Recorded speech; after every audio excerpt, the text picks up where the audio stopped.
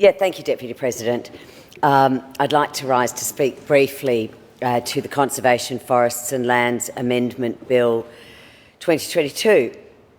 And I have to say from the outset, I feel like it's déjà vu. I feel like we've traversed this issue many times certainly in recent years, and we don't seem to be able to get it right because it's not right.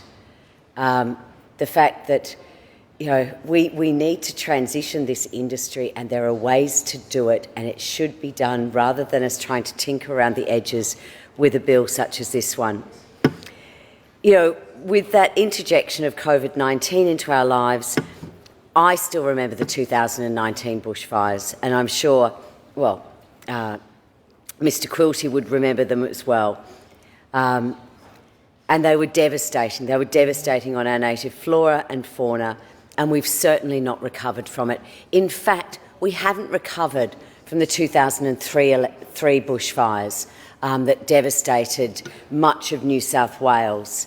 I still, as I drive up to a property in New South Wales, I still look for the mountain ashes that were there. Mountain ashes that when it was hot and we were driving up would have a strong pepperminty smell in the air. They're coming back, but they've still got decades to go before they come back.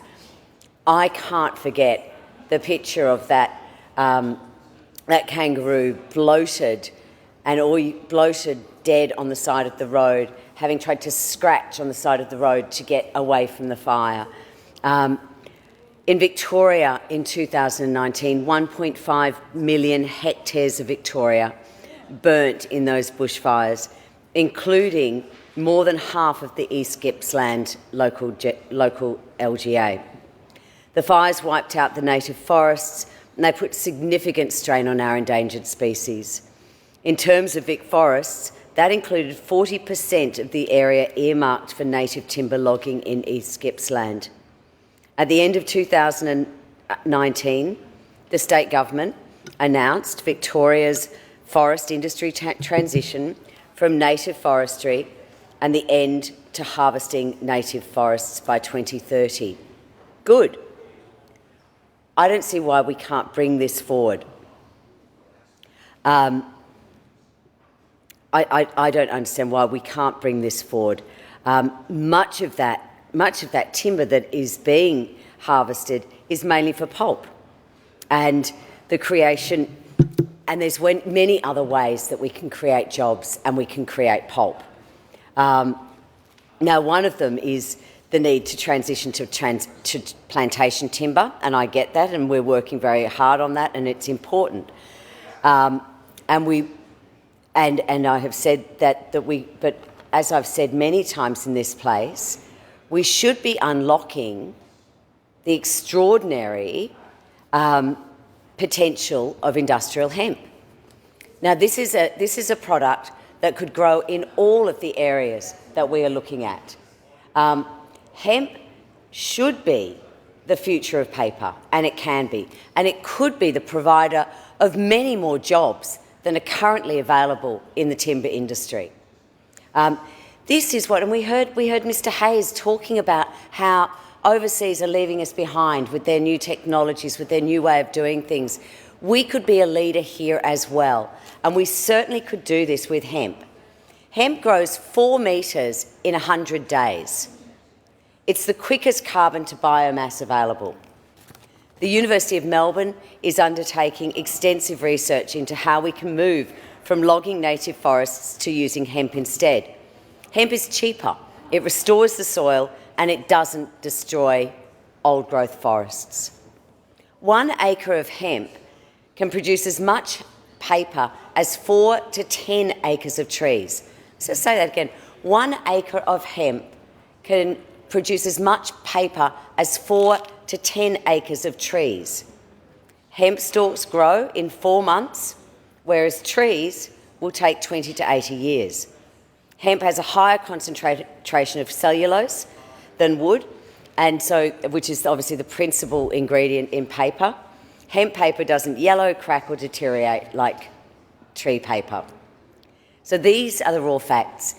And this is where we should be going. This is the conversation I think this parliament should be having about, yes, we have, and I congratulate the government for announcing that there will be an end to harvesting of our native forests. But let's do it faster, and let's talk about the opportunities of how we're going to do that. And let's start talking up hemp. Now, we actually need some legislative change for hemp. I would love to see some of the changes that makes it easier for us to introduce this industry. And I've spoken to the unions about this, and the unions are very open to this. I've spoken to pulp mills. We can use our existing mills. We actually don't have to change a lot to transition to a much better product, a product that grows a lot faster, is a lot better for the environment, is a lot cheaper, is a lot better for our native flora and fauna, because we don't need as much, because it's a much denser cellulose product. So, and it's not just paper. We are seeing hemp really being an alternative to many timber products. Looking at particle board to high-strength beams. In 90 days, you can grow the fibre required for structural beams, rather than the 30 years it will take to grow that same beam, that same product with using timber. And the rest of the world is going this way. We are seeing considerable changes. Germany, Canada, United States are investing a lot of money into hemp as fibre. And we should be doing the same. We could be leaders in this area.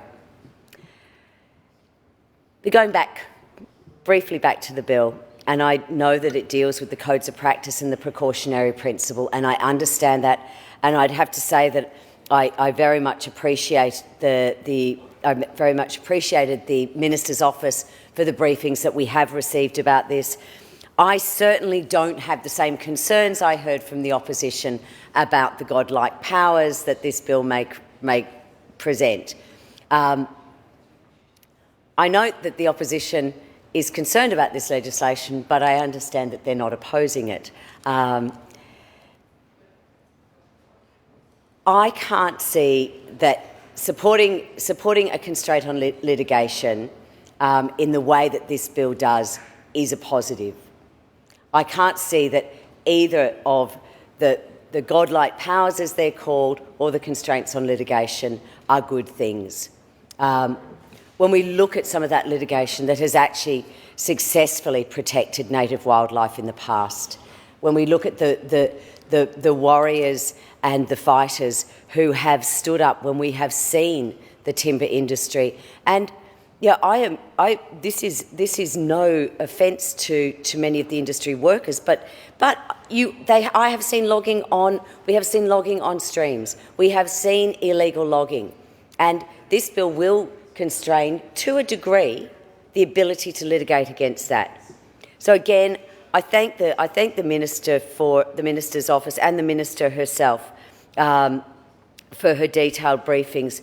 And they, as I say, they did allay some of my concerns, but I will support Dr. Ratnam's amendments. I don't see any problem with a reasoned amendment of seeing an inquiry into this. I would hope that inquiry would look at alternatives to the timber industry. How can we transition faster? And as I say, hemp couldn't be faster. 90 days for 4 metres. But I don't think we should be massaging codes and making it easier to log native forests. We should be planning for short-term transition, and as I say, hemp could be a centrepiece. Thank you.